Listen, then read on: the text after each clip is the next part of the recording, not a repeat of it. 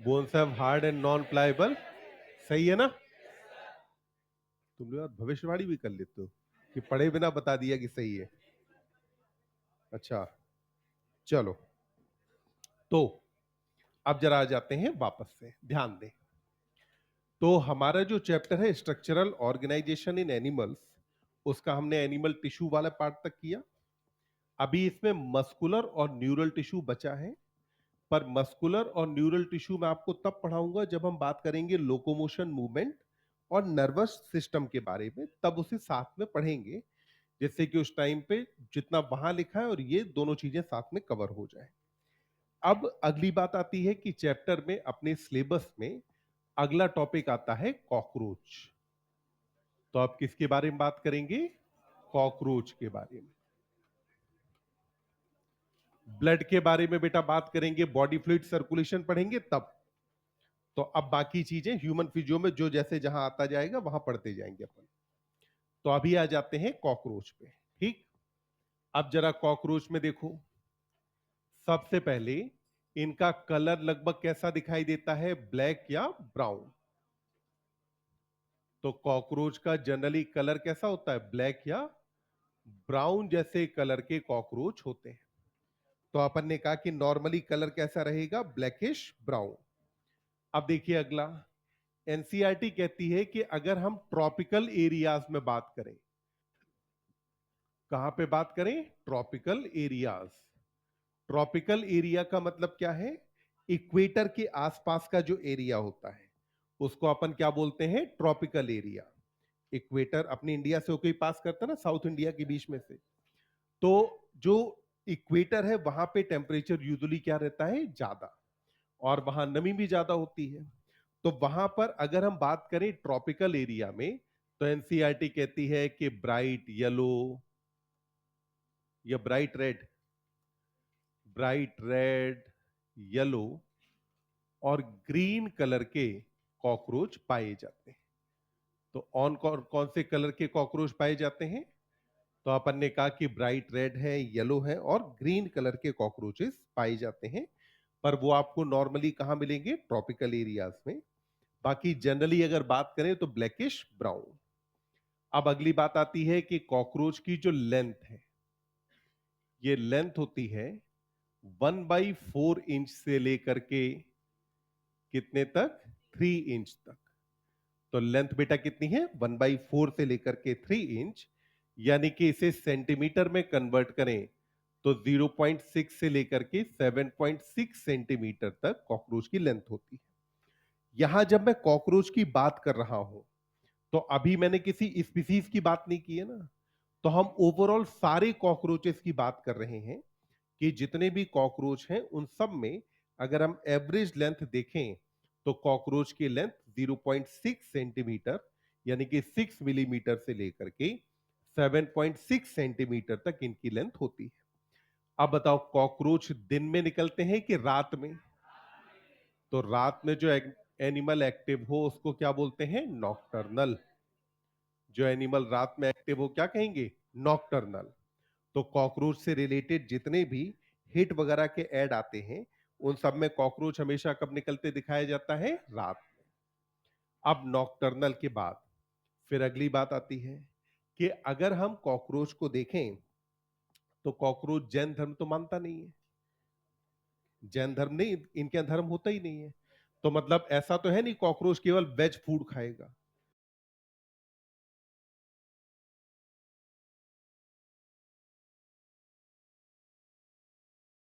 वो तो veg nonveg सब खा जाता है।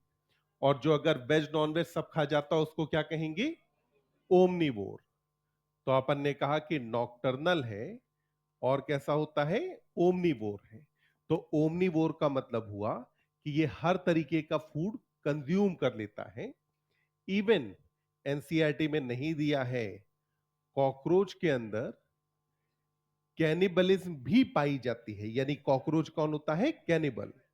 यानी कि अपनी ही स्पीसीज के दूसरे मेंबर्स को खा जाता है, जो मेंबर जिनकी डेथ हो जाए।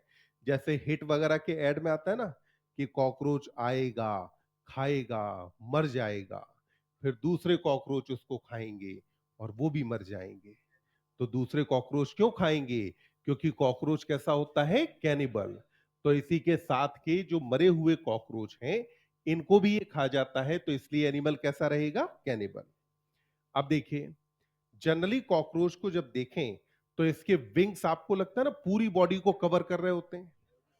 तो अपन ने कहा कि यहां होता है flat extension of body wall. तो फ्लैट एक्सटेंशन पाया जाता है बॉडी वॉल का, दैट कंसील हेड, जो कंसील करेगा, कंसील मतलब होता है छिपाना, तो जो किसे छिपा लेता है बेटा? हेड को। तो यहां पर पाया जाता है flat extension of body wall, जो कंसील किसे कर लेता है? हेड को। जनरली जब कॉकरोच चलता है तो आपको उसका हेड अलग से नहीं दिखाई देता, क्योंकि हेड क्या होता है कि उसके जो विंग्स का एक्सटेंशन है उसके नीचे की तरफ क्या होता है? ढका होता है, या उसके नीचे की तरफ होता है। तो नॉर्मली इसका हेड कैसा रहता है? कवर्ड है। अब जो कॉकरोच है वो रहता कैसी जगहों पे है? तो अपन ने कहा कि लिव रहता है ये, पहली बात तो डार्क। कैसी जगहों पे रहेगा? डार्क। तो अपन ने कहा डार्क प्लेस। डार्क के अलावा प्लेस कैसा होना चाहिए? डैम्प। डैम्प का मतलब क्या होता है? मॉइस्ट। और बोलो जहां पर रहे उस जगह पे फूड होना चाहिए कि नहीं? तो अपन ने कहा कि यहां पर होना चाहिए प्लेंटी ऑफ फूड। अब इसी वजह से ज्यादातर मामलों में अगर आप देखें तो ज्यादातर एड में कॉकरोच कहां से निकलते दिखाए जाते हैं? बाथरूम के सिंक से। क्योंकि बाथरूम का जो सिंक का ड्रेन पाइप है, वो ड्रेन पाइप के पास हमेशा वहां मॉइस्चर रहेगा, है ना? तो मॉइस्ट है। अंधेरा कायम है, अंधेरा है ना वहां।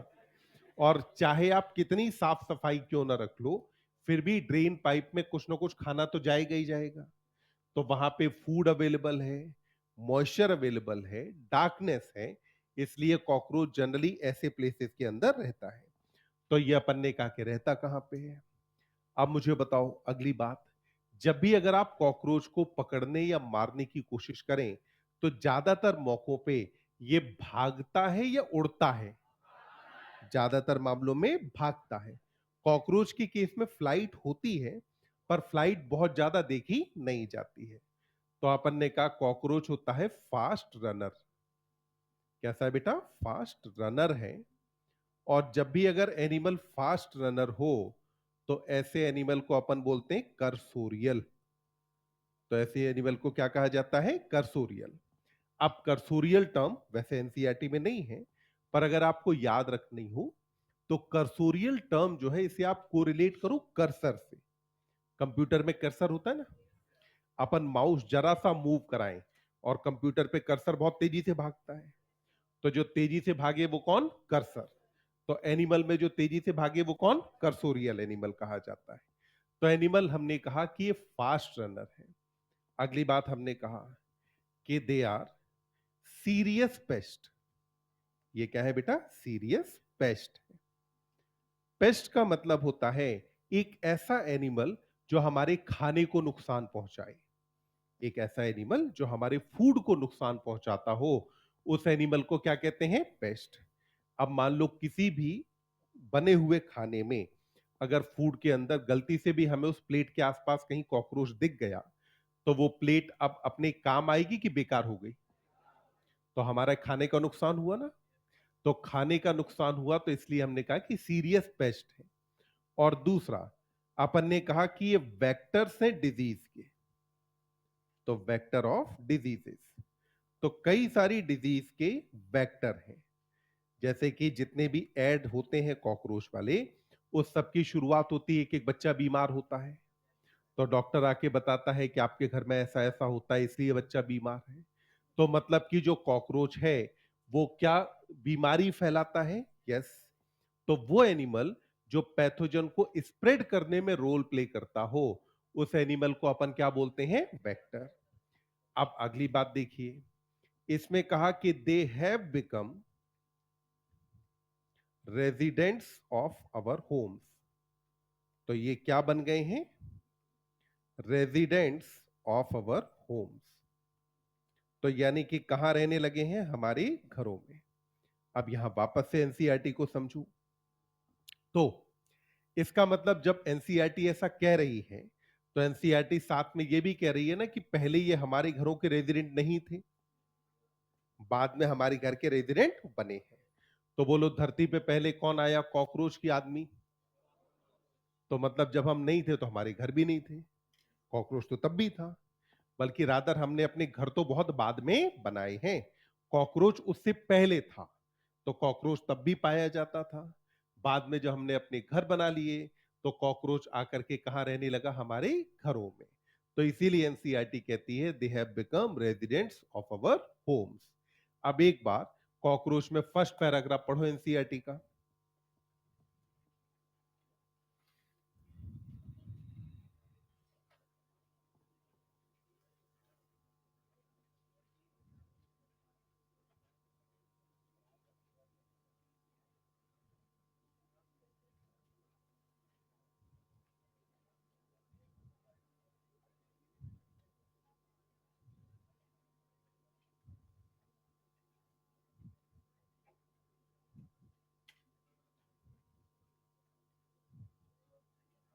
हाँ बेटा, ब्राइट येलो ना, हाँ मैंने कहा ना कि ब्राइट वाले मेरे को कंफ्यूजन हुआ कि येलो था कि रेड था। तो इसे कर दो ब्राइट येलो और रेड।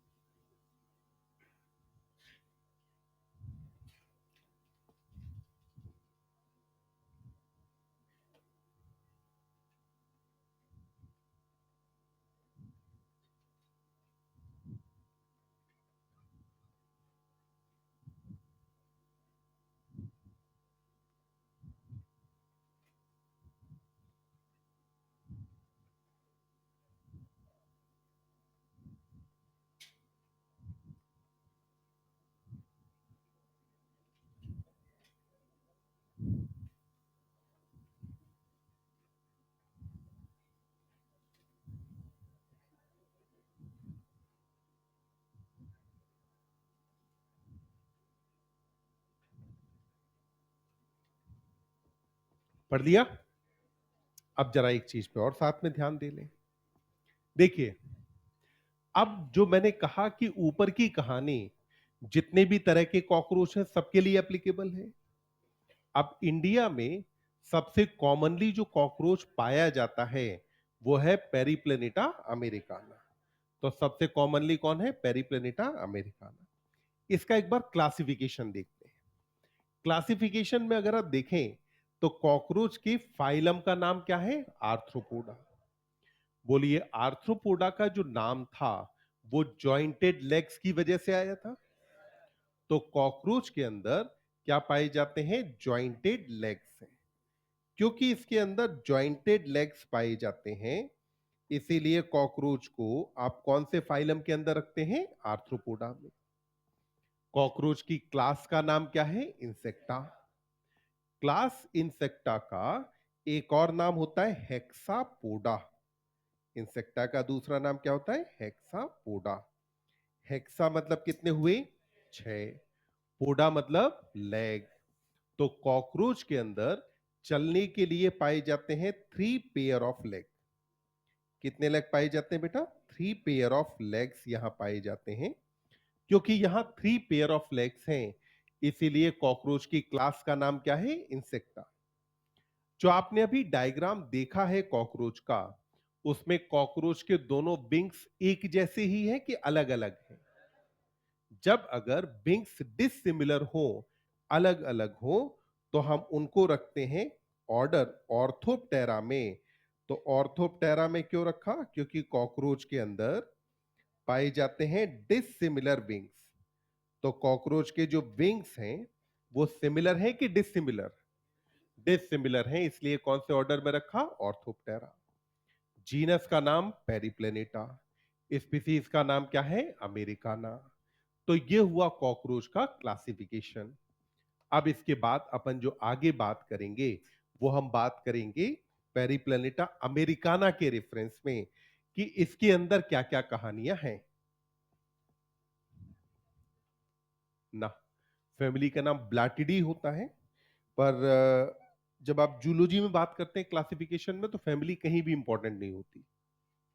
फैमिली इंपॉर्टेंट होती है प्लांट्स के मामले में।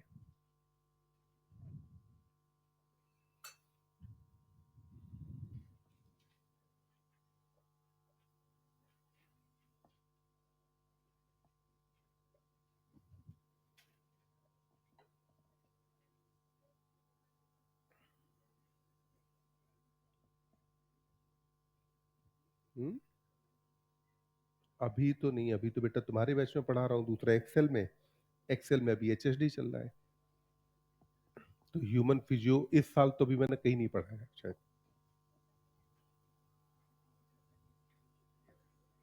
वो हर बैच के हिसाब से प्लानिंग होती है।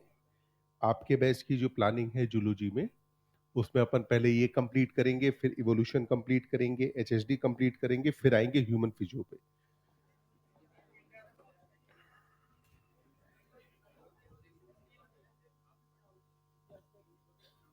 नहीं पढ़ा हूं? नहीं, अगर तुम मना कर दो, क्या एकता बहुत शक्ति होती है, तो अगर तुम इकट्ठा मना कर दोगे तो फिर कैसे पढ़ूंगा मैं? तो इसके बाद अभी अपन पहले पढ़ेंगे इवोल्यूशन। मतलब द होल आइडिया इज, ये सारा कुछ प्लान करने में, कि वो चैप्टर्स जिनसे क्वेश्चंस ज्यादा बनते हैं, वो चैप्टर्स जो थोड़े थोड़े से लंबे हैं, जिनको समझने में थोड़ी दिक्कत आती है, उनको अपन पहले निपटा दें। यही इवोल्यूशन अगर हम सबसे लास्ट में निपटाएंगे, जिसको अपने को समझने में दिक्कत आती है, तो लेट्स से आप अगर रिवीजन 4 बार कर पाएंगे, तो वही इवोल्यूशन अगर हम शुरू में निपटा लेंगे, तो उसी का रिवीजन आप कम से कम 15 बार कर चुके होंगे। अगर 10-15 बार रिवीजन कर चुके होंगे, तो चैप्टर के जो आपके कंसेप्ट हैं वो कहीं ज्यादा बेहतर होंगे। ऐसे ही कहानी ह्यूमन हेल्थ एंड डिजीज की है कि, हाँ, एनिमल किंगडम तो तू चिंता मत कर, मैं तेरे को रटा के भेजूंगा क्लास से। अगर तुम लास्ट दिन, जिस दिन अपना एनिमल किंगडम खत्म हो, तुम अगर ना कह दो कि हाँ हमें याद हो गया, तो मैं तुम्हें रटा के भेजूंगा एनिमल किंगडम। तो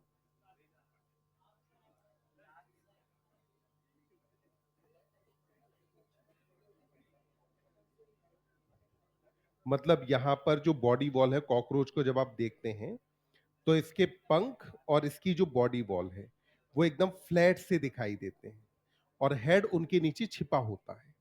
तो ये क्या है? Flat extension of body wall that conceal head. आगे बढ़े।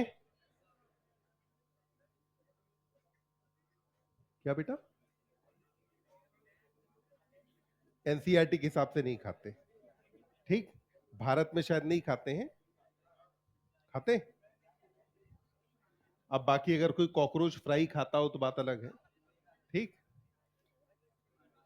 खाने को देखो, इंसान के खाने की कोई लिमिट नहीं है, इंसान कुछ भी कर सकता है, ठीक।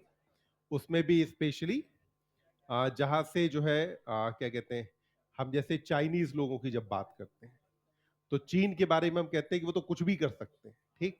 आप बस सोचो कि क्या नहीं हो सकता, वो आपको करते हुए मिलेंगे कि हाँ ये संभव है। बाकायदा चाइना में लोगों ने कॉकरोचेस के फार्म डेवलप कर रखे हैं, जहां लोग कॉकरोचेस को रियर करते हैं। बाकी अगर हम बात करें, जो एनसीईआरटी कहती है, एनसीईआरटी ये कहती है कि कॉकरोच की अभी तक कोई इकोनॉमिक इंपॉर्टेंस नहीं है। अगर कॉकरोच को एनसीईआरटी कहीं एडिबल प्रोडक्ट कुछ भी मानती, तो उसकी इकोनॉमिक इंपॉर्टेंस मानती ना। एनसीईआरटी ने कहा कि अभी तक कोई इकोनॉमिक इंपॉर्टेंस नहीं है, तो हमारी एनसीईआरटी के हिसाब से खाया जाता है नहीं, बेकार चीज है, ठीक। अब आ जाते हैं पेरिप्लैनेटा अमेरिकाना पे, और बात कर लेते हैं जरा इसकी मॉर्फोलॉजी के बारे में। तो अभी हम किसके बारे में बात करेंगे? मॉर्फोलॉजी। तो हम बात करने वाले हैं कॉकरोच की मॉर्फोलॉजी के बारे में। आप देखें, कॉकरोच के अंदर यानी कि आर्थ्रोपोडा में, आपको पता है कि सेगमेंटेशन पाया जाता है। सेगमेंटेशन का मतलब है कि बॉडी डिवाइडेड किस में है? सेगमेंट्स में। अगर हम बात करते हैं कॉकरोच की, तो इसकी बॉडी को डिवाइड किया जाता है 3 पार्ट में। बॉडी में कितने पार्ट होते हैं? 3। पहला कहा जाता है हेड, दूसरे पार्ट को अपन क्या कहते हैं? Thorax, and the third one is called as abdomen. तो फर्स्ट हेड है, second is thorax and third one is abdomen. तो बॉडी कितने पार्ट में डिवाइडेड? 3 पार्ट्स के अंदर डिवाइडेड है। अब जैसा हमने कहा कि सेगमेंटेशन है, तो अगर हम बात करते हैं एम्ब्रियो के अंदर, किस में बात करें बेटा? एम्ब्रियो में। तो एम्ब्रियो में हेड के अंदर नंबर ऑफ सेगमेंट होता है 6। कितने सेगमेंट होते हैं? 6। वहीं पर थोरेक्स के अंदर सेगमेंट पाए जाते हैं 3, और एब्डोमेन में नंबर ऑफ सेगमेंट होता है 11। कितने सेगमेंट हैं? 11। तो मतलब एम्ब्रियोनिक स्टेज में 11 और 3 कितने हुए? 14। 14 और 6 कितना हुआ? 20। मतलब बॉडी में टोटल सेगमेंट कितने होते हैं? 20। वहीं पर अगर हम बात करते हैं एडल्ट स्टेज में, हेड में ये सारे सेगमेंट आपस में फ्यूज हो जाते हैं। हेड में सारे सेगमेंट आपस में फ्यूज हुए। फ्यूज होने के बाद अब केवल एक हेड कैप्सूल रह जाता है, जिसको हम एक सेगमेंट मान सकते हैं। थोरेक्स के अंदर ये 3 सेगमेंट एज इट इज बने रहते हैं, इनमें कोई चेंज नहीं आता। एब्डोमेन में नंबर ऑफ सेगमेंट हो जाता है 10। कितने सेगमेंट हो जाते हैं? 10। मतलब कि एम्ब्रियोनिक स्टेज में जहां पर आपको इसके अंदर 20 सेगमेंट दिख रहे थे, वहीं पर एडल्ट में नंबर ऑफ सेगमेंट कितना रह जाता है? 40। तो एडल्ट की बॉडी में कितने सेगमेंट हैं? 14 सेगमेंट्स यहां पर पाए जाते हैं। अब अगला देखिए, आपको पता है कि कॉकरोच में एक्सोस्केलेटन पाया जाता है। कॉकरोच के अंदर क्या पाया जाता है? एक्सोस्केलेटन। ये जो एक्सोस्केलेटन है, इसका मतलब होता है कि अगर कोई हार्ड स्ट्रक्चर एनिमल की बॉडी के बाहर की तरफ पाई जा रही है, तो हम उसे क्या कहते हैं? एक्सोस्केलेटन। एक्सो मतलब बाहर, स्केलेटन मतलब हार्ड चीज है। तो अगर कोई हार्ड चीज बॉडी के बाहर है, तो उसे क्या कहेंगे? एक्सोस्केलेटन कहेंगे। ये जो एक्सोस्केलेटन है, ये बना होता है काइटिन का। So it is made up of chitin. क्या आपको याद है कि काइटिन एक पॉलीसैकेराइड है? काइटिन क्या है? पॉलीसैकेराइड। यहां पर जो काइटिन है, ये काइटिन यहां पर होता है हार्ड प्लेट्स के फॉर्म में। काइटिन यहां बेटा किसके फॉर्म में होता है? कुछ हार्ड प्लेट्स के फॉर्म में होता है। और ये जो प्लेट्स हैं, इनको बोलते हैं स्क्लेराइट। प्लेट को क्या कहा जाता है? स्क्लेराइट कहा जाता है। तो इसके अंदर जो काइटिनस एक्सोस्केलेटन है, it is in form of hardened plates, और इन प्लेट्स का नाम क्या है? स्क्लेराइट है। अब जरा एक बात समझिएगा अगली। तो अगर हम किसी कॉकरोच के अंदर बात करें, तो मान लो लेट से एक कॉकरोच है जो ऐसे करके चलता है। ध्यान देना, इधर ऐसे करके चलता है। जब कोई एनिमल ऐसे चल रहा हो, तो जो साइड आसमान की तरफ है, उसको बोलते हैं डॉर्सल। क्या बोलते हैं? डॉर्सल। जो साइड जमीन की तरफ है, वो कौन है? वेंट्रल। और बाकी ये दोनों साइड क्या कही जाएंगी? लेटरल। जिधर हेड हो उसको एंटीरियर, और जिधर की तरफ एनस हो साइड को क्या कहेंगे? पोस्टीरियर। तो अपन ने कहा ये ऊपर वाली साइड का नाम क्या है? डॉर्सल। ऊपर की साइड को क्या बोलोगे? नीचे वाली साइड वेंट्रल। दोनों साइड्स को नाम लेटरल। हेड की तरफ एंटीरियर, और एनस की तरफ कौन हुआ? पोस्टीरियर। तो अपन ने यहां पर कहा कि अगर मैं मान लो एक कॉकरोच है, ठीक ऐसे करके चल रहा है। अब अगर मुझे इसमें समझना है कि एक्सोस्केलेटन कैसा है, तो उसके लिए मैंने कॉकरोच को यहां से काट दिया। ठीक, जब यहां से काटा, और अब ऐसे करके हम देखने वाले हैं। जब ऐसे देखेंगे, तो अब आपको एक यहां वॉल ऊपर की तरफ दिखेगी, एक वॉल नीचे की तरफ दिखेगी, और दो वॉल आपको इधर की तरफ दिखने वाली हैं। तो वैसे ही हमने कहा कि यहां जो स्क्लेराइट है, इसको समझने के लिए अपन ने कहा ये हो गया डॉर्सल बॉडी वॉल, ये वाली वॉल कौन सी है? लेटरल। और नीचे की तरफ ये कौन सा हो गया? वेंट्रल। तो मतलब ऊपर वाली साइड को मैं क्या नाम दे दूंगा? डॉर्सल। ये नीचे वाली साइड जो है इसको नाम क्या दे दिया? वेंट्रल। और ये दोनों साइड्स को मैंने क्या कहा? लेटरल। तो अब जरा देखिए, अगर हम बात करते हैं डॉर्सल के बारे में, तो डॉर्सल साइड पर जो स्क्लेराइट होता है इसको नाम मिलता है टर्गम या टर्गाइट। क्या बोलते हैं? टर्गम या टर्गाइट कहा जाता है। वेंट्रल साइड पर जो स्क्लेराइट होता है इसको नाम देते हैं स्टर्नम या स्टर्नाइट। क्या नाम देंगे? स्टर्नम या स्टर्नाइट नाम देते हैं। और लेटरल साइड पर जो होते हैं इनको बोलते हैं प्लूरा। क्या बोलते हैं? प्लूरा। या इन्हें क्या कहा जाता है? प्लूराइड्स। इनको क्या कहा जाएगा? प्लूरा, या फिर अपन क्या कहेंगे? प्लूराइड्स कहेंगे। तो अभी देखिए, डॉर्सल साइड पर जो है इसको नाम क्या दिया मैंने? स्क्लेराइट। सॉरी, ये स्क्लेराइट को नाम मिला टर्गम या टर्गाइट। तो इसको मैंने कहा कि ये है टर्गम, या इसी को नाम क्या देते हैं? टर्गाइट। वेंट्रल वाले को नाम देते हैं स्टर्नम, या नाम मिलता है स्टर्नाइट। स्टर्नम का दूसरा नाम क्या होता है? स्टर्नाइट। और लेटरल साइड पर जो है इसको बोलते हैं प्लूरा, या प्लूराइट कहा जाता है। तो इसको नाम दिया प्लूरा या प्लूराइट। याद कैसे रखेंगे?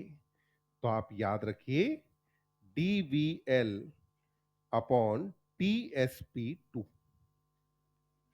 क्या याद कर लिया? DVL upon TsP2। डॉर्सल का नाम क्या है? टर्गम। वेंट्रल का नाम स्टर्नम। लेटरल का नाम प्लूरा। और नंबर कितना है? 2। डॉर्सल का नाम टर्गम, वेंट्रल का नाम स्टर्नम, लेटरल का नाम प्लूरा, और प्लूरा का नंबर कितना होता है? 2। तो अपन ने याद क्या किया? DVL upon TsP2। इससे मुझे क्या याद हो गई? कि स्क्लेराइट कौन कौन से पाए जाते हैं। अब ये जो स्क्लेराइट्स हैं, इन स्क्लेराइट्स को आपस में जोड़ना भी है। अब ये जुड़े तो नहीं है, तो स्क्लेराइट्स को आपस में जोड़ना है ना। तो ये जो स्क्लेराइट हैं ये आपस में जुड़ते हैं एक थिन और फ्लेक्सिबल मेम्ब्रेन से। किससे जुड़ेंगे? थिन और फ्लेक्सिबल मेम्ब्रेन से जुड़े होते हैं। और वो जो थिन और फ्लेक्सिबल मेम्ब्रेन है उसको बोलते हैं आर्थ्रोडियल मेम्ब्रेन या आर्टिकुलर मेम्ब्रेन कहा जाता है। क्या कहेंगे? आर्थ्रोडियल या आर्टिकुलर मेम्ब्रेन कहेंगे। तो ये जो मेम्ब्रेन है इसे कहा जाता है आर्थ्रोडियल या आर्टिकुलर मेम्ब्रेन। और ये जो आर्थ्रोडियल या आर्टिकुलर मेम्ब्रेन है इसके बारे में हमने कहा कि ये होती है थिन और फ्लेक्सिबल। कैसी रहेगी बेटा? थिन और फ्लेक्सिबल होगी। तो ये जो मेम्ब्रेन है इसके बारे में अपन ने कहा कि मेम्ब्रेन कैसी होती है? थिन और फ्लेक्सिबल मेम्ब्रेन। तो ये थिन और फ्लेक्सिबल मेम्ब्रेन को क्या कहा गया? आर्टिकुलर मेम्ब्रेन या आर्थ्रोडियल मेम्ब्रेन नाम दिया, जो किसके बीच में मौजूद होती है? स्क्लेराइट्स के। तो अभी हमने क्या कहा? एक्सोस्केलेटन किसके फॉर्म में है? हार्ड प्लेट्स के फॉर्म में। इन हार्ड प्लेट्स का नाम क्या है? स्क्लेराइट। डॉर्सल स्क्लेराइट का नाम टर्गम, वेंट्रल का नाम स्टर्नम, लेटरल का नाम प्लूरा। तो हमने फॉर्मूला क्या बनाया? DVL upon TsP2। फिर अपन ने कहा कि इनको आपस में जोड़ने वाली जो मेम्ब्रेन है वो कौन सी कही जाती है? आर्थ्रोडियल या आर्टिकुलर मेम्ब्रेन। अब ध्यान दें, आर्थ्रोडियल वर्ड में अगर आप देखें तो यहां पर एक टर्म आ रहा है आर्थ। आर्थ वर्ड जो है उसका मतलब ही होता है जॉइंट। तो ये जोड़ने वाली मेम्ब्रेन है ना। दूसरा नाम है आर्टिकुलर, यहां वर्ड आता है आर्टिकुलेशन। आर्टिकुलेशन का मतलब भी होता है जोड़ना, तो जोड़ने वाली मेम्ब्रेन को क्या बोलते हैं? आर्थ्रोडियल या आर्टिकुलर मेम्ब्रेन कहा जाता है। तो इस मेम्ब्रेन को क्या नाम दिया? आर्थ्रोडियल या आर्टिकुलर मेम्ब्रेन कहा जाता है, जो किसको जोड़ती है? स्क्लेराइड्स को। ध्यान दें, ये न केवल सेम सेगमेंट के स्क्लेराइड्स को जोड़ती है, बल्कि एक सेगमेंट के स्क्लेराइड को अगले सेगमेंट के स्क्लेराइड से भी जोड़ती है। जैसे समझना, अगर थोरेक्स में 3 सेगमेंट हैं, तो मतलब थोरेक्स में 3 टर्गम होंगे, 3 स्टर्नम होंगे और 6 प्लूरा होंगे। तो टर्गम कितने रहेंगे? 3। स्टर्नम कितने? 3। और प्लूरा होंगे 6। तो जो तीनों टर्गम हैं, उनमें से टर्गम नंबर 1 को टर्गम नंबर 2 से जोड़ना, 2 को 3 से जोड़ना, काम किसका है? आर्टिकुलर मेम्ब्रेन का। वहीं पर ये सेम सेगमेंट के टर्गम, स्टर्नम और प्लूरा को भी आपस में कनेक्ट करती है। तो इस कनेक्ट करने वाली मेम्ब्रेन को क्या नाम देते हैं? आर्थ्रोडियल या आर्टिकुलर मेम्ब्रेन कहा जाता है। क्या ये बात हमें समझ में आती है? अब देखो, एक्सोस्केलेटन हो गया। एक्सोस्केलेटन के बाद अब हम आ जाते हैं इसके बॉडी के सेगमेंट्स पर। और सेगमेंट में हमने बात की थी, कितने सेगमेंट हैं? 3। हेड है, थोरेक्स है और एब्डोमेन है। ये 3 सेगमेंट यहां पाए जाते हैं। तो इनमें से सबसे पहले अपन बात करते हैं हेड के बारे में, कि हेड के अंदर कौन कौन सी स्ट्रक्चर्स पाई जाती है।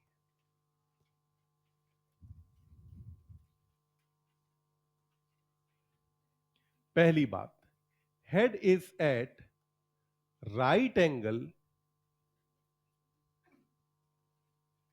To longitudinal body axis. Head है कहां? Right angle to longitudinal body axis. तो लॉन्गिट्यूडिनल बॉडी एक्सिस से कैसा होता है? राइट एंगल पर। कैसे? समझिए। मान लेते हैं कॉकरोच का ये वाला पार्ट थोरेक्स है और ये वाला पार्ट इसका एब्डोमेन है। हम इतना तो जानते ही हैं कि कॉकरोच में जितने भी लेग्स हैं, वो सब के सब कहां पाए जाते हैं? थोरेक्स। जितने भी लेग्स हैं, विंग्स हैं, ये सारी चीजें कहां होती हैं? थोरेक्स में। एब्डोमेन में कुछ नहीं होता इनमें से। तो अब मैंने अगर कहा कि कॉकरोच का थोरेक्स और एब्डोमेन ये है, देन इट मीन कि कॉकरोच की बॉडी का लॉन्गिट्यूडिनल एक्सिस ये है। बात समझ में आई?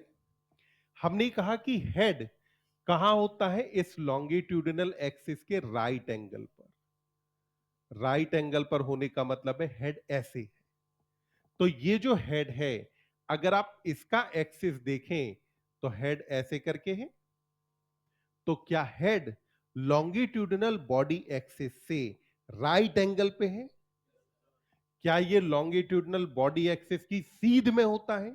नहीं, ये लॉन्गिट्यूडिनल बॉडी एक्सिस से कहां है? राइट एंगल पर। तो अपन ने कहा head is at right angle to longitudinal body axis.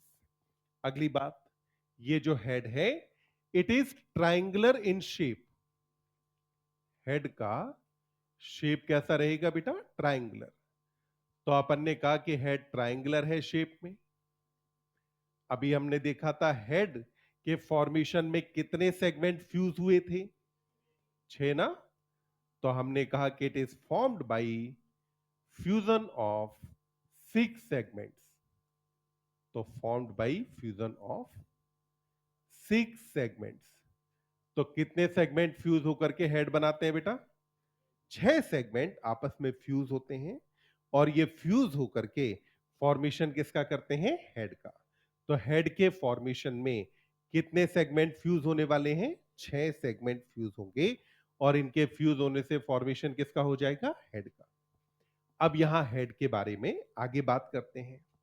तो अब देखिए, जब आप कॉकरोच के हेड को देखते हैं, तो कॉकरोच में आपको सबसे आगे की तरफ निकले हुए खूब बड़े बड़े एंटेना दिखाई देते हैं। कॉकरोच में क्या दिखाई देते हैं? एंटेना। तो अब हेड में कौन कौन सी स्ट्रक्चर्स हैं? उसमें सबसे पहले हमने कहा एंटीना।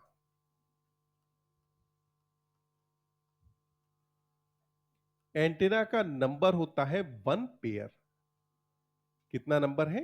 1 पेयर। एंटीना, अगली बात है कि ये अराइज होता है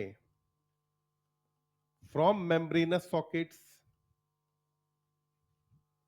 किससे अराइज होते हैं? मेम्ब्रेनस सॉकेट से अराइज होते हैं।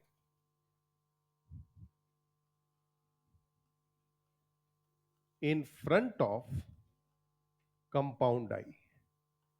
तो मेम्ब्रेनस सॉकेट किसके आगे की तरफ है?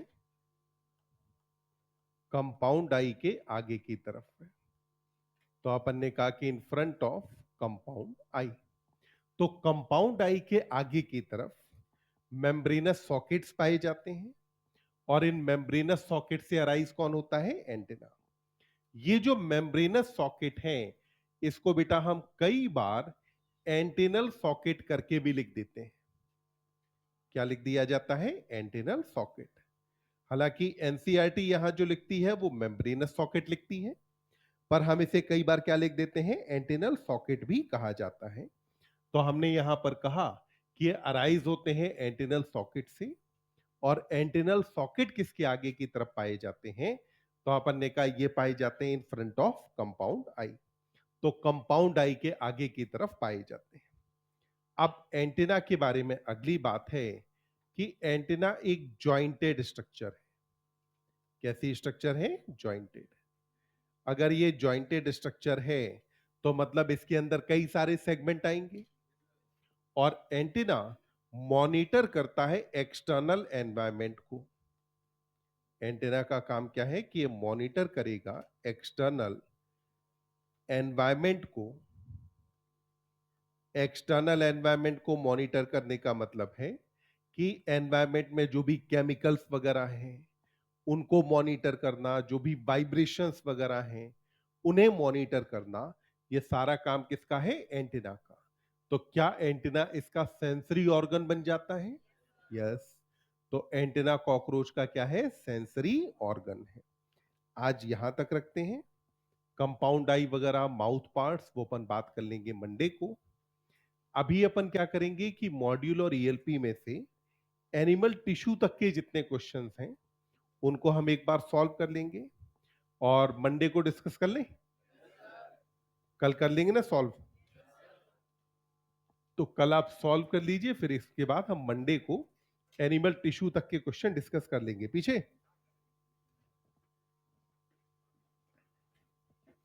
चलो, तो अब मिलेंगे मंडे को।